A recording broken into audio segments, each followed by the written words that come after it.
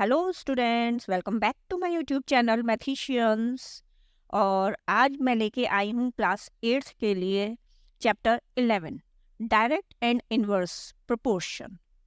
तो सबसे पहले हम डायरेक्ट प्रोपोर्शन को समझ लेते हैं, ठीक है। तो मान लीजिए आप मार्केट गए, शॉप में आपने चॉकलेट खरीदी। तो अगर आप एक चॉकलेट खरीदते हैं तो उसकी कॉस्ट समझिए 10 रुपीज़ पड़ती है, ठीक है। अब आपने 2 चॉकलेट्स खरीदी तो नेचुरली वो कितने की पड़ेंगी? 10 + 10 20 रुपीज़ की, ठीक है। फिर आपने सोचा कि चलो एक और चॉकलेट खरीदते हैं, 3 चॉकलेट्स खरीदी तो वो 30 रुपीज़ की पड़ जाएंगी, एंड सो ऑन। क्लियर? तो अब आप यहाँ क्या देख रहे हैं? जैसे जैसे आप नंबर ऑफ आइटम्स बढ़ा रहे हैं, कॉस्ट भी इंक्रीज हो रही है, ठीक है। तो अब अगर हम इसको x ले लेते हैं और इसको y ले लेते हैं, तो यहाँ x अगर इंक्रीज हो रहा है, ऐसे एरो का निशान, ठीक है, और तो y भी क्या हो रहा है? इंक्रीज हो रहा है। तो ये है डायरेक्ट रिलेशन। ये आपस में क्या हो रहा है? डायरेक्ट रिलेशन है इनका, कि अगर हम चॉकलेट्स का नंबर बढ़ाएंगे तो उसकी कॉस्ट भी इंक्रीज होगी। तो ये आ गया इनमें डायरेक्ट रिलेशन। क्लियर? अब समझते हैं प्रोपोर्शन को। प्रोपोर्शन का मतलब हो गया कि एक इक्वल प्रोपोर्शन में दोनों चीजें आ रही है। जैसे कि एक चॉकलेट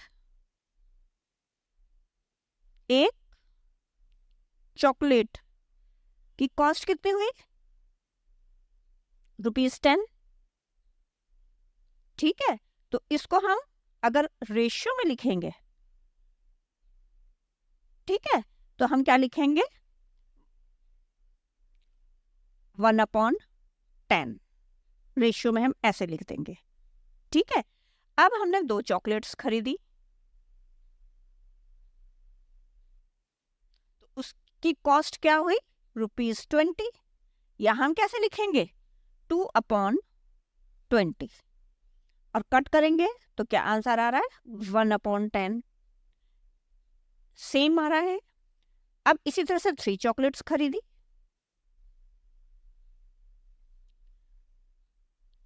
ठीक है। तो यहाँ पे हम कैसे लिखेंगे? 3/30।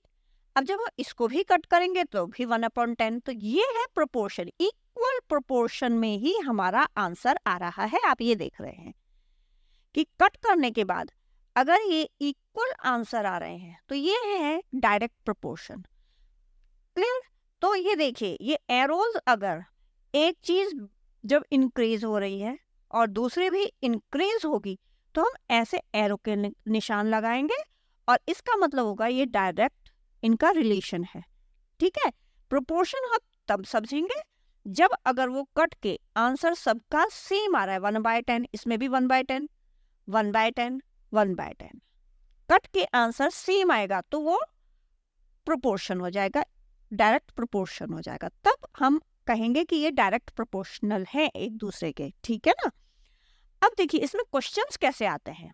आपको ये बोला जाएगा कि 3 चॉकलेट्स 30 रुपीज की हैं, या अगर 1 चॉकलेट 10 रुपीज की है तो कॉस्ट बताएंगे आप 10 चॉकलेट्स की। यहां पे आपको निकालना होगा, ठीक है। तो इसमें आप क्या करेंगे? जैसे अगर 1 चॉकलेट की कॉस्ट 10 है तो 1/10, ठीक है, इक्वल्स टू 10 अपॉन, आप इसको ABCD कुछ भी मान लीजिए। फिर आप क्या करेंगे? क्रॉस मल्टीप्लीकेशन करेंगे, ठीक है।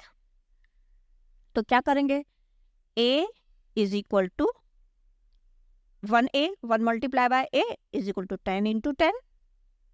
तो A इज इक्वल टू क्या आ जाएगा? 100। तो यहां पे हमारा आंसर आ जाएगा 100।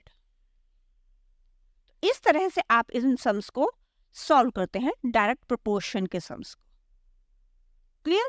और क्वेश्चंस ऐसे ही आते हैं जिसमें कि आपको कॉस्ट पूछी जाती है। बाकी आगे मैं बताऊंगी कैसे आप समझेंगे कि ये डायरेक्ट प्रोपोर्शन का क्वेश्चन है, ठीक है।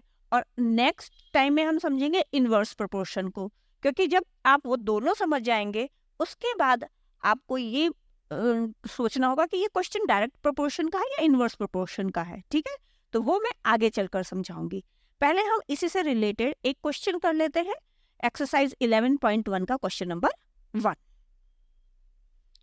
तो चलिए आइए क्वेश्चन नंबर 1 पढ़ लेते हैं एक्सरसाइज 11.1 से। Following are the car parking charges near a railway station up 4 hours ₹60, 8 hours ₹100, 12 hours ₹140, 24 hours ₹180। तो एक रेलवे स्टेशन है, उसके पास में ही कार पार्क करने की जगह है। वहाँ पे जो चार्जेस हैं वो लगते हैं, अगर आप 4 hours के लिए कार खड़ी करते हैं तो 60 रुपीज़ लगेंगे, 8 hours के लिए खड़ी करेंगे तो 100 लगेंगे, 12 hours के लिए अगर कार को पार्क करेंगे तो 140 लगेंगे, और अगर 24 hours के लिए अगर आपने कार पार्क करनी है वहाँ पे तो ₹180 ये चार्जेस लगेंगे। ठीक है, इसके बाद है check if the parking charges are in direct proportion to the parking time. अब हमें ये भी देखना है कि जो चार्जेस हैं वो डायरेक्ट प्रोपोर्शन है क्या पार्किंग टाइम के। ठीक है, जो चार्जेस है और टाइम है क्या वो डायरेक्टली प्रोपोर्शन है। तो पहले हम इनको सॉल्व कर लेते हैं। ठीक है, तो देखिए जैसे हमने बताया कि हमें इसको रेशियो में लिखना होगा, कार पार्किंग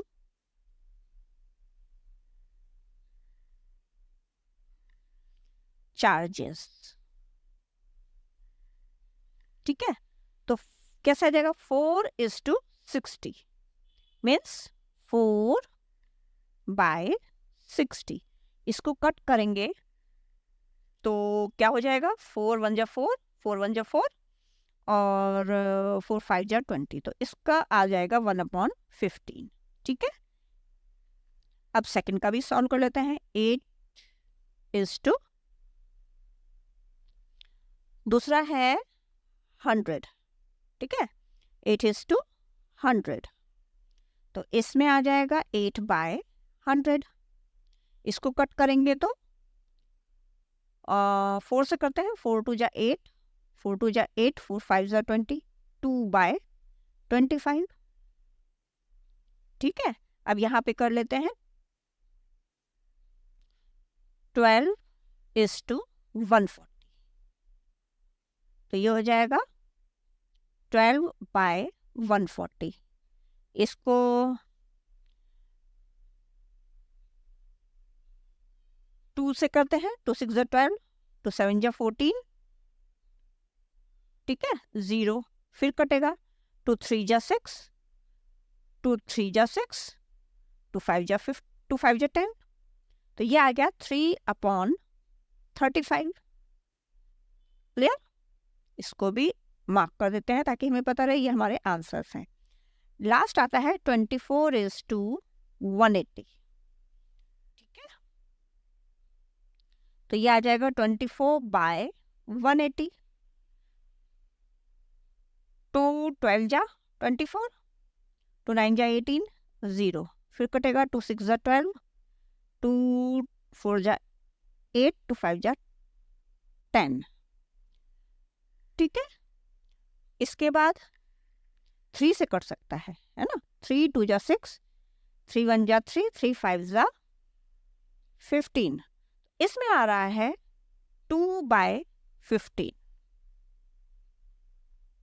अब देखिए यहाँ पे कि check if the parking charges are in direct proportion to the parking time, क्या ये डायरेक्ट प्रोपोर्शन है। अब देखिए फर्स्ट है 1/15, अब देखिए 1/15। जब कटने के बाद अलग अलग सारे आंसर्स आ रहे हैं, हमने क्या पढ़ा था कि कटने के बाद लास्ट में जो आंसर आया अगर वो इक्वल होते हैं तब वो डायरेक्ट प्रोपोर्शन है। तो यहाँ पे 1/15 इज नॉट इक्वल टू 2/25। ठीक है, और ये इज नॉट इक्वल टू जो थर्ड आंसर था हमारा 3/35, और 3/35 इज नॉट इक्वल टू 2/15। ठीक है, तो ये कुछ भी इक्वल नहीं है, तो हेंस हम क्या लिखेंगे, हेंस। अब जो क्वेश्चन में पूछा है ना, क्या पूछा है? Hence the parking charges are not directly proportional to the parking time. यही लिख देंगे हम. Hence the parking charges are not directly proportional to the parking time. तो आपको समझ में आ गए डायरेक्ट प्रोपोर्शन के क्वेश्चंस? जब एक चीज बढ़ेगी तो दूसरी चीज भी बढ़ेगी, ठीक है? तो वो है डायरेक्टली प्रोपोर्शनल. क्लियर? तो बच्चों बाकी क्वेश्चंस हम करते हैं नेक्स्ट वीडियो में. अभी आप इनकी अच्छे से प्रैक्टिस कर लीजिए, इनको समझ लीजिए, क्योंकि बार बार कंफ्यूज होते हैं आप इसमें. तो इसकी प्रैक्टिस करिए आप अच्छे से, ठीक है? चलिए फिर मिलते हैं आपसे नेक्स्ट वीडियो में. Till then take care and good bye.